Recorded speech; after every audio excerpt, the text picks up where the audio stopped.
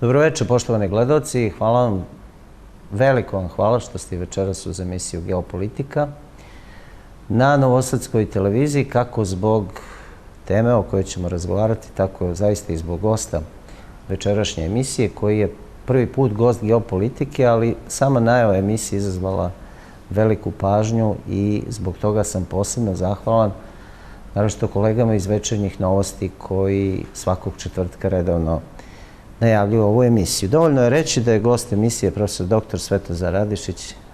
Dobroveče. Dobroveče. I kako rekao smo pre početka emisije, dosta, kako da kažem, pristalica onih koji vas prate putem ovih savremenih društvenih mreža. Pa to je nekako prirodno posle svega onoga koliko sam radio i šta se sve događalo i čime se bavim. Mislim, prevashodno čime se bavim.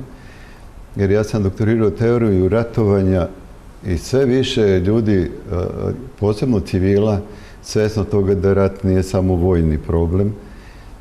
I ja mislim da sam u tom smislu i perspektivan, nažalost. Zato što ti ratovi budućnosti, odnosno sve što sledi, budući da ljudski rod se tako ponaša da izgleda da svaki dan umjesto da bude kvalitetniji, bolji, da bude izvesniji, da bude beričetniji, on je sve tužniji u tom smislu da se stalno razmišlja o ratovima.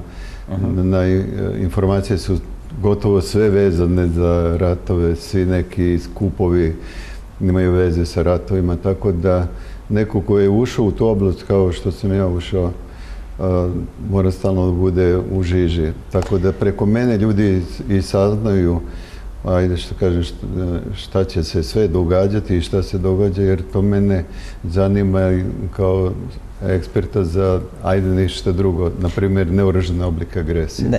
Neoružane oblike agresije, naslov vaše posljednje knjige je vrlo indikativan, ratove nije moguće dobiti. Da. Pa svi su moji naslovi jako prosti. Dakle, ljudi trebaju da ih shvate bukvalno. Nema prenosnog značenja. I kad kažem ratove nije moguće dobiti, ja stvarno mislim da nijedan rat nije dobijen nikad. Niti se sad dobija, niti će iko dobiti neki rat. Sad što toga nije svestan ratoborni čovjek, to je druga stvar. Ljudi, oni koji učestvuju u ratovima, uglavnom su oni koji ne bi trebalo da učestvuju u ratovima, ratuju za nekog drugog, a nisu svesni toga. Znači, tu sad počinje cela drama čoveka, univerzalnog čoveka, koji ratuje uvek za nekog drugog i na kraju izađe iz rata sakat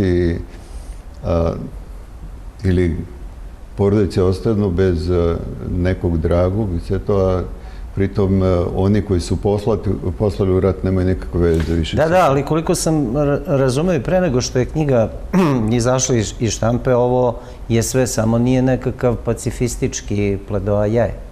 Pa nikako. Ne može od oficira da se očekuje. Ni pacifizam. Ratove nije moguće dobiti, ali ih nije ni moguće izbeći. Pa to je problem. Znači, problem je ljudskog roda i to baš je objašnjeno u knjizi.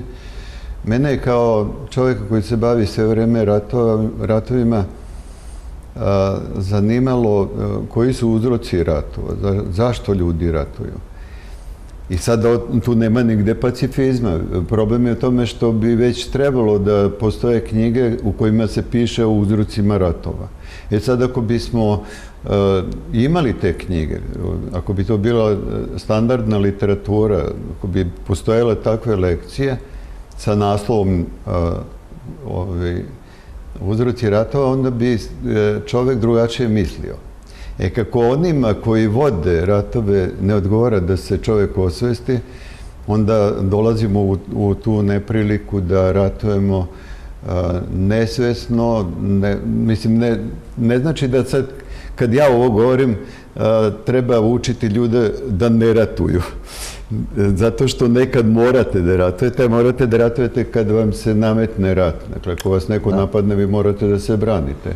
To znači definitivno mora da se ratuje i postoje situacije u kojima je rat neizbežan. Ali oni drugi koji bi trebalo misle o ratovima, kad nas uvode u ratove, oni bi izbjegli rat koji će izgubiti.